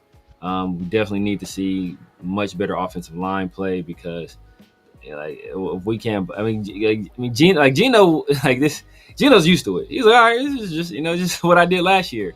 But, you know, our run game, like, we need to be able to run the ball because we can't. We have a very young receiving core with Trey Tucker. It's year 3 for Trey Tucker. You know, obviously year 1 for Dante Thornton. So we don't want to be depending heavily on those guys. Brock still in year 2, even though he's a monster. Michael Mayer in year 3, like, very, very young at pass catcher outside of Jacoby. So you don't want that to be like your entire offense. Not yet. You know, maybe at some point we can get to a level where, hey, you know what, we're a passing team and, you know, we can, like, we're more balanced. But for the time being, we hope that we are a run first team, especially when you spend 6th overall draft pick on a running back that everybody says is generational. That tells me your plan is to run the rock and run the rock a lot. And if we can't get things together up front, then that changes everything. And I'm looking at. I'm looking ahead here, but I'm looking at the first few games. We played the Patriots, Chargers, Commanders, and Bears to start us first 4 games of the season. So to at least break even, or even come out of that like 3-1 or 2-2. Man, Gino's gonna have to play lights out. I'm gonna be honest with you. Gino's gonna have to be carrying off. He's gonna have to be playing lights out. The issue with all those teams too is all of them have a physical identity. You know what I mean? Like you know that Mike Vrabel is gonna want to come out and run the ball. Like that's what he did in Tennessee. Yes. Chargers obviously they lost one of their Rashawn Slater tackles. Right. Rashawn Slater. But like still they're gonna run the ball. They're gonna run the damn ball, and then like you have Dan Quinn with Commanders. Same thing, but also that presents a whole nother problem because Jane Daniels too. Like it's just, I don't know, man. It could be rough out the gate. Daniels with the Landon Roberts. It's gonna be rough. Turf, like, you going in, man? He said 1-4. Unless they really can solve some things in the interior on both sides of the ball. It's gonna be a rough start to the season. Someone's gonna have to carry the team, bro. And I'm like saying Gino's gonna have to do it. If Gino looks the best out there, he's Brock. It's gonna be Gino and Brock, bro. Gino, Brock, and Chip Kelly. Chip Kelly gonna have to call his ass off. I know. I'm saying that Brock might take a step back this year. Hell nah, Brock going for like 1,600 yards, bro. He might have to, man. Because him and Michael Mayer. Michael Mayer might go for a G himself. But what I was telling Turf, like, yo, bro, like Travion Henderson, he saw this game. He rubbing his hands together like Birdman. It's like this week 1, and I heard he been cooking not only as a runner but as a pass catcher too. Landon Roberts trying to cover Travion Henderson on a choice route. Oh my god, it's going for 60, man. We got to get it. Wait, Brendan Carroll. Brendan Carroll's never coached in the NFL. He's coached in the NFL. I think he coached with the NFL. I don't think he's ever been a position coach. I don't think he's ever been a position coach. Yeah, I'm sure he's probably. I think he was an offensive quality control coach or something like that. Oh damn! He was an OC, I think, in Washington, right? Last year, he was because I think he was an OC Arizona. I think Arizona. Yeah, one of the like the Pac-10 schools or Pac-12. Yeah, I want to say it was Arizona, but they were. Maybe that was the year before. Hey, I'm gonna throw in another overreaction. I think the most hated guy in the building will be Brendan Carroll this year. Oh, I'm telling you, bro. Like, if the old line is just trash, we're gonna be like, wait. Colton Miller's not that bad. JPJ is not that bad. Like, I'm just saying, bro. Yeah. It was Washington. It was Washington last year and Arizona the year before as OC. For sure. Who are we talking about? Brendan Carroll was the OC coach? Our boy Brendan, Offensive coordinator? Yeah, for Washington last year, and then for Arizona the year before. Ironically, the year before in Arizona. You talking about college, though? You talking about college? College. Yeah. Oh, yeah, not in the NFL. Nah. That's completely different. O-line 2 is having issues opening up holes for Raiders to establish. I know. And the thing is, that had to improve. Like, that was a big issue last year. And if it doesn't improve this year, then what does that say? That means whatever they did wasn't an improvement. Yeah, but it's like you said earlier, Pharaoh. Like, we got rid of Andre James because he wasn't stout enough at the center position and he was too small. They replaced him with Jordan Meredith, who was equally small. Bro, but Pete Carroll came out and said, we think he's too small to play guard, so we're going to move him to center. Yeah. And he might be too small to play center. Yeah, probably. Willie Lampkin. We should have took Willie Lampkin, man. Willie Lampkin, bro. Willie Landry. That's a Raider name for sure. That's a Raiders offensive lineman name for sure. That dude's a monster. He plays. I wonder what he's gonna do with the Rams. He's with the Rams right now. Did he get drafted in the 4th round? He went undrafted. I took him every mock draft I take. He went undrafted. He signed with the Rams as an undrafted free agent, which I expected. He's like 5'10" 5'11" guard. Yeah, Yeah, like anybody about to draft that dude, but like that dude's gonna be like if he ever. I think they moved him to center too for the same reason. If they ever gets the chance to play, he's gonna be a dog. He's from North Carolina, right? Yeah, he went to North Carolina. Yeah, hey, he was at Tulane before that though. Hey, Smoke, this dude is a good dude right here, man. Smoke, yeah, man. Lift us up. Yeah. Man, I got us at 9 wins, man. Hey, good dude, bro. Great dude, man. Humanitarian over here, man. He's out here giving the Raiders 9 wins. I don't see it, bro. I said it. I said it, but go ahead. I was gonna say, do y'all think that the offensive line is it a talent? Do you think it's a talent issue, or do you think it's just like a coaching and like positional issue? I think that they definitely need to upgrade in certain spots. They can upgrade, but I think coaching matters. For like if especially at offensive line, like I feel like if you don't have a good coach out there, like it doesn't really matter who you got out there. It feels like. Yeah. I don't think there is some talent issues there, especially on the interior. But I think right now I'm putting it mostly on coaching and just chemistry. Can we upgrade? Obviously, but that's why all of us wanted Trey Smith. Like, we wanted Trey Smith for a reason. So so there is some talent issues, but they're better individually than what they showed as a unit. So the fact that they're better individual players than what they showed as a unit lets me know that they haven't gelled, and a big part of that I think is coaching. Yeah. Yeah, because Colt Miller is solid. You can argue a lot of people are kind of a mixed bag with Dylan Parham. A lot of people like JPJ. League loves like scouting people are like analytics people love Dylan Parham. Like I feel like Raider fans hate Dylan Parham. Like that's the difference. Yeah. And then it starts getting shaky after like JPJ. Right guard, I think we can all agree that that's the spot that we're like, Alex Kappa. And if it wasn't going to be Alex Kappa, then, Meredith would be a question mark if he was starting at guard, but he's starting at center. And now he's a big question mark just based off what we've seen. Glaze is a guy that we kind of expect, hopefully he showed some good things his rookie year. We're kind of expecting him to make that jump just because he has 1 year under his belt, but he's still, a guy that was picked in the 3rd round. No one really expected him to kind of contribute right off the bat like that. But the coaching staff that Keith Carroll and everybody, they've been saying a lot of good things about Glaze. But I think, oh man, I like Glaze, man. Yeah, I feel like they need to upgrade at certain spots, and you can even say they can get better at spots where they're strong at.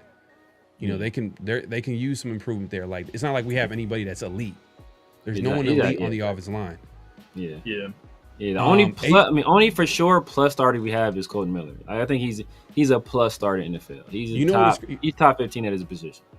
It's crazy, and it's crazy that I'm talking about this, but I was looking into people already got draft guides, and they're talking about the draft next year. I know it's crazy, right? But they're saying next year it's going to be a good draft for tackles. There's going to be a whole lot of tackles that's going to be coming out next year. I don't know if that's going to be something that the Raiders are going to look into. It's a little too early for all that, but I'm just saying I seen that and I was like, man, you know what? Shit, man. We might have to kick Glaze inside, and maybe get. I was cool doing that this year. I thought that's one of the things I was cool with doing this year. That's why I was saying, bro, we get Josh Simmons that put him at right tackle, kick Glaze inside the guard, bro. You fix you kill 2 birds with 1 stone. And then when Colton Miller decides to walk away, bam, you got your left tackle of the future right there. Ooh, and they would have had a lot of leverage in negotiating with Colton Miller. Let's say Colton Miller was they couldn't agree on a deal, or the Raiders couldn't agree on a deal that they would want. They could have easily been like, oh, okay, we'll just let you play out your contract, and Josh Simmons will be the next left tackle. Facts. You know, it is what it is, man. I wonder what Mimble doing. I'm gonna look into it. I know everybody's always Armand Mimble. That was like the post combine darling. We get one every year, and they usually are bust. You know, last time it was Anthony Richardson, obviously. So yeah, we'll see where that's going. So I wonder what Armand Mimble is doing. Yeah, man. We appreciate everybody coming through. Make sure to clock in. At this point, clock out. Hit that like button, hit that subscribe button, hit that notification bell. We're going live on both our channels. So if you haven't already, make sure to hit that like button. And obviously, if you're a first-time viewer, definitely subscribe, man. We appreciate everybody coming through and supporting our guy Mint Beats. Appreciate him coming through, chopping it up. Nice. We wish we had a lot of good things to talk about with the Raiders, but we kind of ended on a positive note. There's some things that we liked about some of the players that we've seen. I mean, even though it was only a super small sample size, hopefully next week we'll be able to see more. But Mint, man, let the people know where they can find you, what to look forward to, all that good stuff. Yeah, bro. I feel like before we end this too, I just want to say, like, hey, it's just week 1. You know, preseason football is still back, bro. The sport that we love, that we wait, you know, whole year to come back. So there's still things to look forward to, regardless how our Raiders are looking in week 1. But you can find me at mint.beats everywhere, Instagram. You can find my music on Spotify, Apple Music. I make instrumental type beats. So, I mean, if you're looking for something to like just cruise to, you know, smoke to, whatever you indulge in, you know what I mean? I probably got something for you, but you can support me there. But anyways, thank y'all for having me. Appreciate it. The production that you're hearing now, man, is brought to you by Mint Beats, man. So just letting y'all know, man, giving y'all heads up, man. So Mint Beats, yeah, man, he knows what he's doing. Severe, man, let the people know where they can find you, what to look forward to, all that good stuff. Yeah, man. First off, I'm gonna piggyback off what Mint was saying. You know, this is emotions are still raw right now. Now you just came off seeing my team get their ass whipped. So, you know, obviously I'm mad about it. But you know, hoping for some better next week. Yeah, man, it's the Severe Raider here on YouTube, IG, Snapchat, TikTok, X, Kick, Twitch, True Social, everywhere. The Severe Raider, holla at your boy. You know, rocking out Tuesdays. My guy Pharaoh, the 50-50 show. Obviously, you guys are here around the Shield. We'll also on Tuesdays. Yeah, man. You know, hey, doing, and with our special guest, man. This is like Mint always has a seat at the table. Anytime he wants to come, it's a standing invitation to hop on around the Shield, man. Yes, sir. But you know, also Tuesdays with my guys, Chris will Protect the Shield and 805 Raider. Raider War Room, also on Sunday with Chris and 805. You know, probably since we had a game on Thursday, we'll probably do some film. So we'll be able to look at. I'll be taking a super close look because Mint put it in my ear. So I'm gonna take another look at Tyree with a non-biased view. I'm an unbiased view this time. Just take it clean slate. I never seen Tyree play before. We'll see what he does.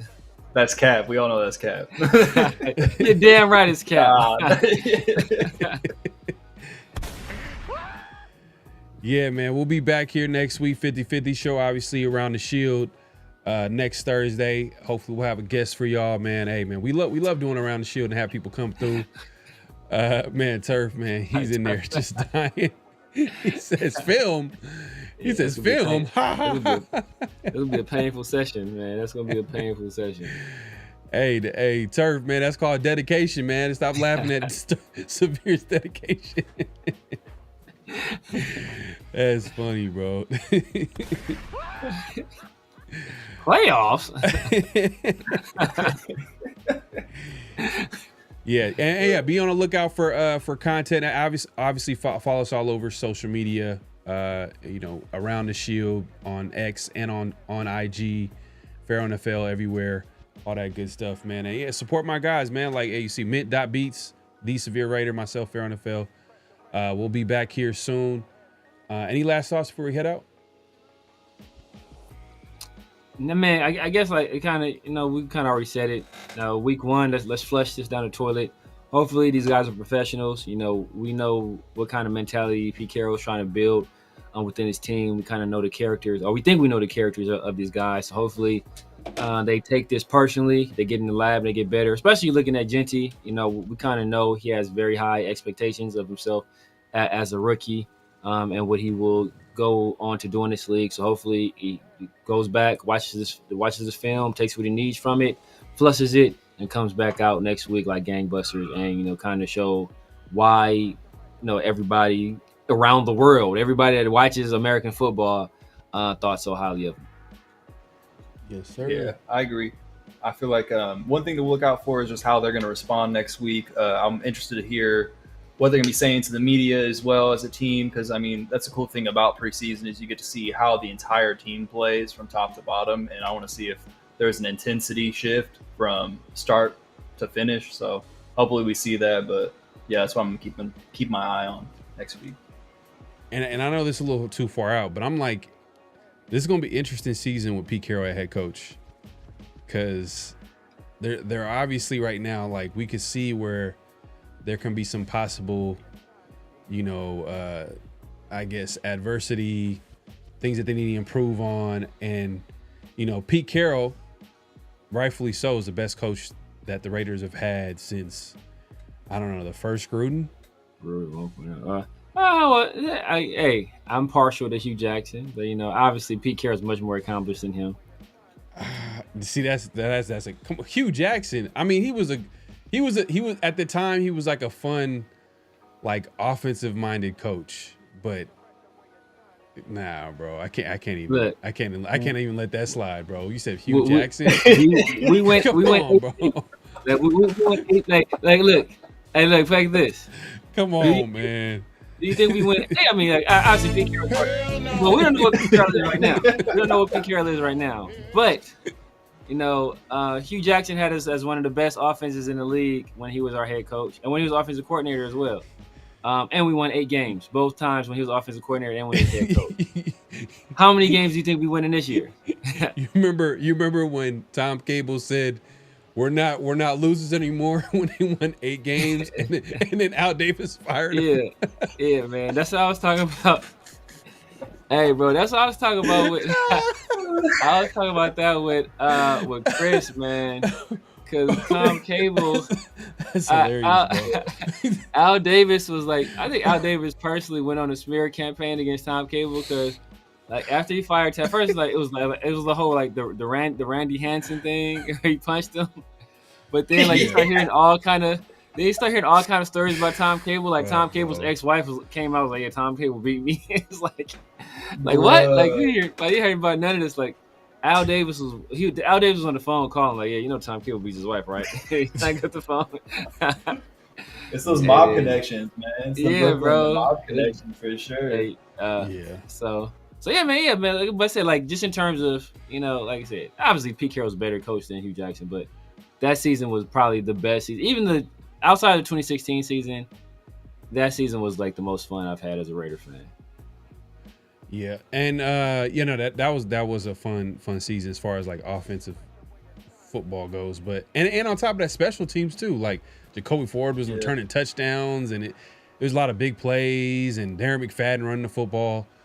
But shout out to Fudd. He says, "Are you going live next week?" Do the Niners play on? So we go live Saturday. On Tuesdays and Thursdays. It's a Saturday, possibly, maybe. You know what I mean? Just be on the lookout. Just take a look at. Just keep an eye on the notifications. Make sure hit the notifications on our channels, and then we possibly might go live. But we'll definitely be here next Tuesday and Thursday. So 50-50 show and Around the Shield is every Thursdays. Super Omicron says, after Randy Hansen got punched, Nnamdi Amasa was like, boom, boom, boom, yay. What happened? That's not true, Super Omicron. His first 2 years, he lost more than 7 games. Like, I'm like 1,000% sure on that. His last year, he lost 8 games. You talking about Pete Carroll? Yeah, his last year there, I think he went 9-8 his last year there. He lost, and they made the playoffs 7-9. They win the playoffs. Yeah, made the playoffs 7-9. He went 7-9 both years. Yeah. I have him at 7-10 max. It was 8-9. Now it's dropped to 7-10 for obvious reasons. But you know, I'm subject to change. Subject to change for sure. Bro, I feel like if we went 7-10 and we won like 3 division games, I'll be cool. But also like we would lose 10 other games. You know what I mean? Like it's just I don't know, bro. Like it's me. I don't even want to. Yeah, I'm not going to give a record prediction until the end of preseason. I feel like I'm going to reserve that for my self-esteem. I get y'all, but I've been saying it all off season, just based off the depth of this football team, and the fact that and just look at their competition. Look at the division. If you're just being honest, like look at the offensive lines of all those football teams in our division. Look at the running games. Look at like the coaching, just everything all together. The defenses. Our defense does not look the same. But maybe next game, maybe when the season comes around, Patrick Graham will cook something up and I don't know, do something amazing. Come on, you gotta keep it real. It's a lot riding on Geno Smith, like a rising tides lift all boats type situation. I got us at like 6 or 7 wins. I said if Ashton is like super crazy generational, like Adrian Peterson as a rookie type generational, Saquon as a rookie type player, then maybe I can push it up to like 9, maybe 10 if that happens. If he could just like bananas, but if he's just like normal, he's good. If he's good, we expect what out of first round running back. Like, I'll say 6, 7. If he's bad, we're in like the 4 or 5 territory. And what's also to keep an eye on is how much the coaches put stock on the preseason games. Yeah. Because all OTAs and training camp, they've been putting players at certain spots the entire time. Now that the bullets are flying and they're playing these games, and if some of these players are struggling, does that mean that they kind of take a step back? Do they replace them? Do they use it? Are they gonna like pick up another player? Or it's gonna be interesting to see what they do. Man. My guy, like Topo Chico. Topo Chico. Oh man! Shout out to Raider Room. He says JPJ should be. That's what I'm saying. Yeah. After this game, do we start seeing that? Oh, JPJ is back at center today. It's a battle happening because it looked like JPJ has basically moved all the way down to right guard.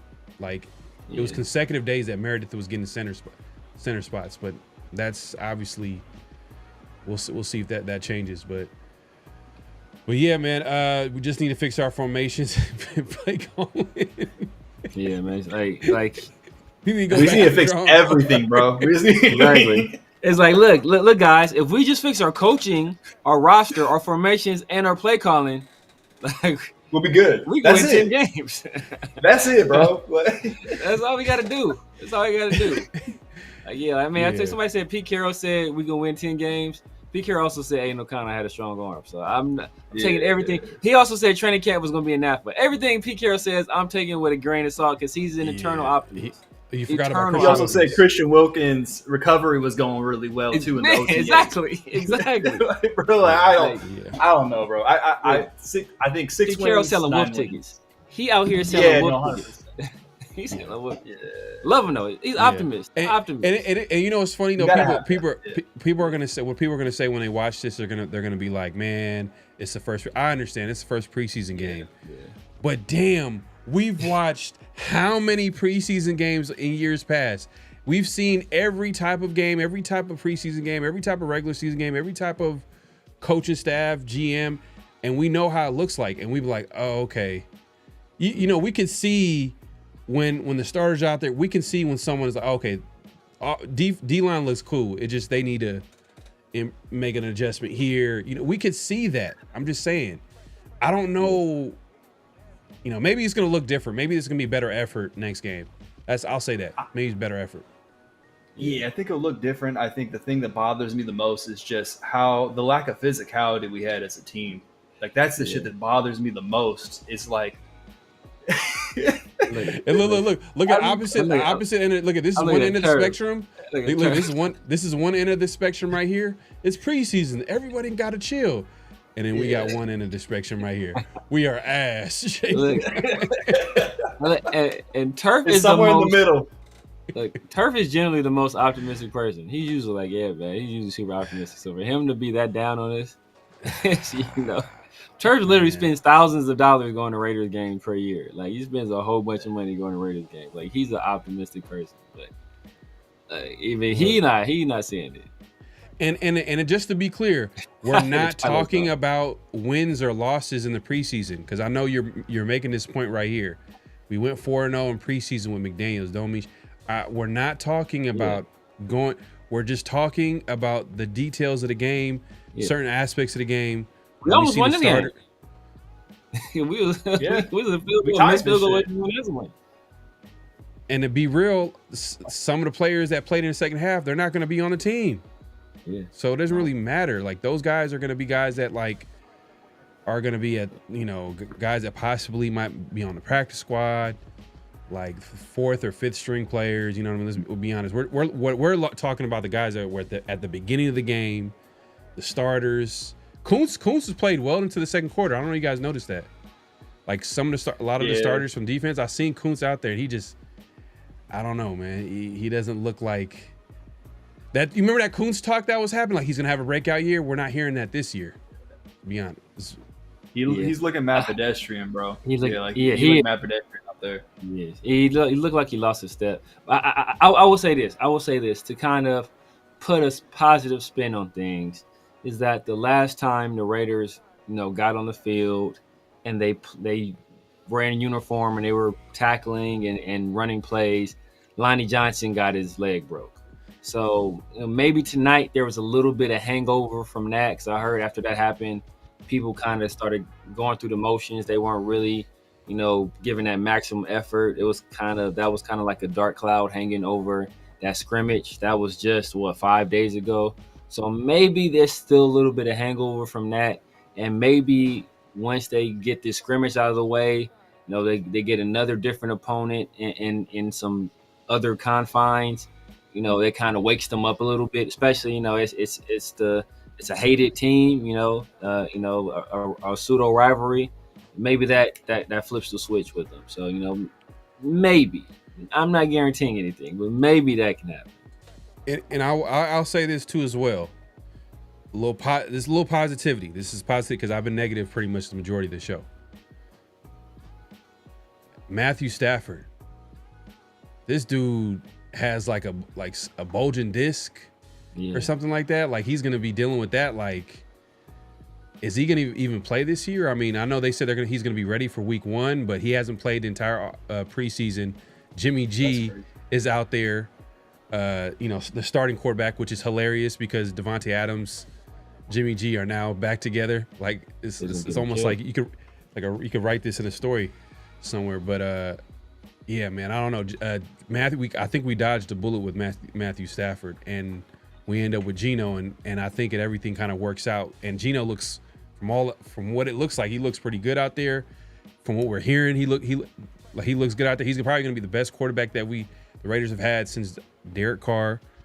And I know that's not saying a whole lot, but the last couple of years, the last couple of years, like it's been terrible QB play, and it's going to be a huge improvement. I think that we're going to notice right off the bat with Jimmy G with Geno out there. So I think that's one of the big positives is the fact that we dodged a bullet off Matthew Stafford, who looks like he's pretty much his body's breaking down, and we have a quarterback for the next few years that looks like he's going to be pretty solid for us. All right, well, hey man, I think we up out of here, man. We said we was going to be out of here a long time ago, but we kind of continued the conversation. People in the chat are going crazy off of one preseason game, but hey man, we'll be back at it next week, next Tuesday. I'm gonna rewatch this preseason game. And Severe is gonna be breaking down the film, man. Just be on the lookout. Be on the lookout for it. He's gonna be breaking down the film, man. But we'll be back here soon, man. Peace. Peace. Just win, baby. Hello? You play to win the game. You don't play to just play it.